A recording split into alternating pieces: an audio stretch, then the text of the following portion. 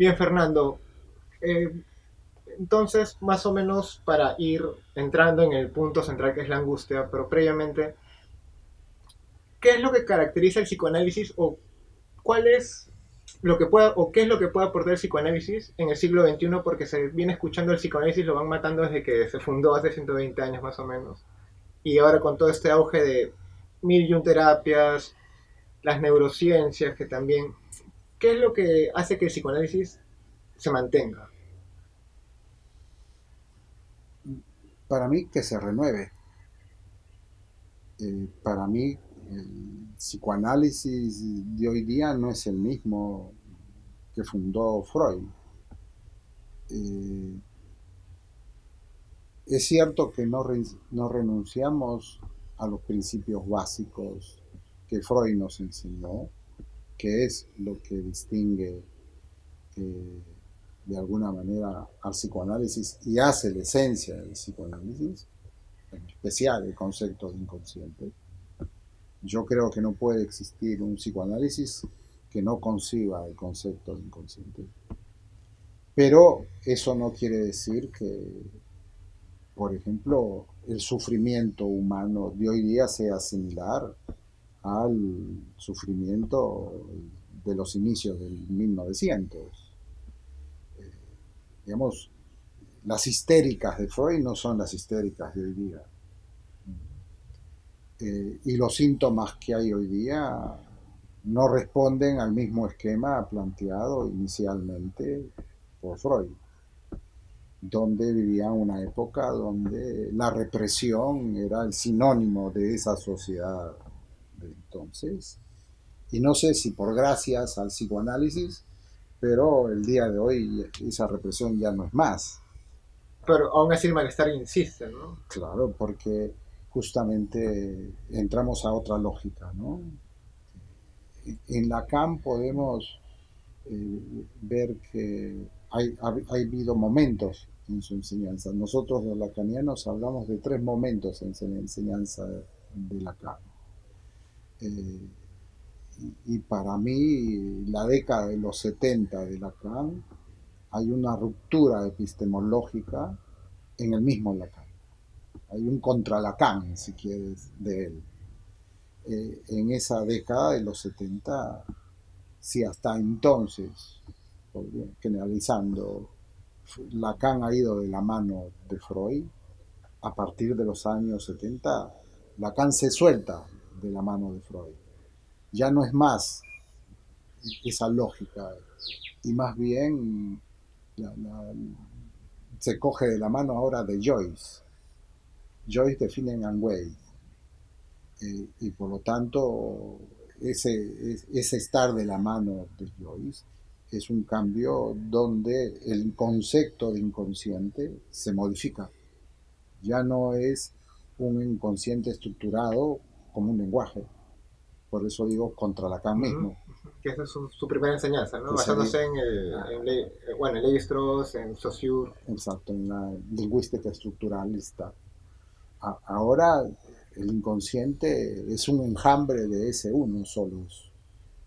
Es un inconsciente de alguna manera que lo aprendemos de loco, que lo aprendemos del psicótico, y lo aprendemos en ese sentido por eso de Joyce. ¿Okay? Y de alguna manera lo que va a hacer Lacan es eh, generalizar este inconsciente. Es decir, que todos los seres humanos, nuestro inconsciente es ese uno solo. Delirante. Si quieres delirante, si quieres delirante. O sea, por eso Miller, que es uno de los seguidores más importantes de Lacan, su heredero inclusive, heredero Uh intelectual, -huh. no económico, él va a plantear una frase, todo el mundo está loco o todos deliramos, son frases que él ha planteado haciendo alusión a esta condición del inconsciente. Pero que justamente es un inconsciente también, creo yo, que está más acorde a la época, Exacto.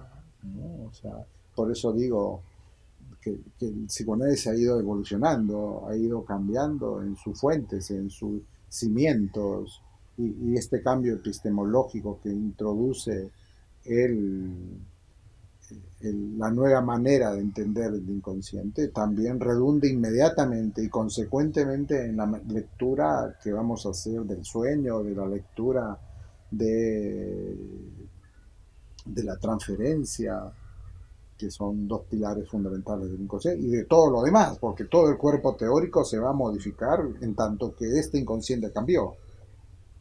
Y de alguna manera eso que planteaba en algún momento bajo la lógica del inconsciente estructurado como un lenguaje, la importancia y la prevalencia de lo simbólico, la prevalencia del otro, donde este otro no es simplemente,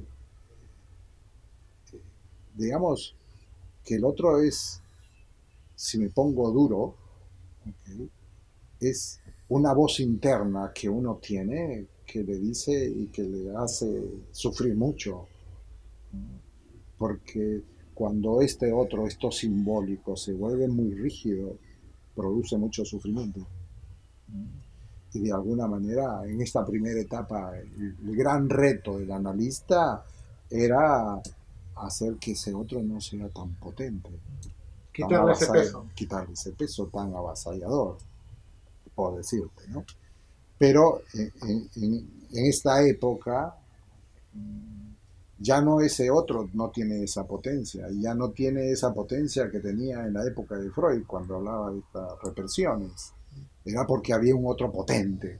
El día de hoy vivimos una época diferente, donde más bien hay una declinación, hay un desvanecimiento de ese otro, hay un desvanecimiento, una declinación de lo simbólico.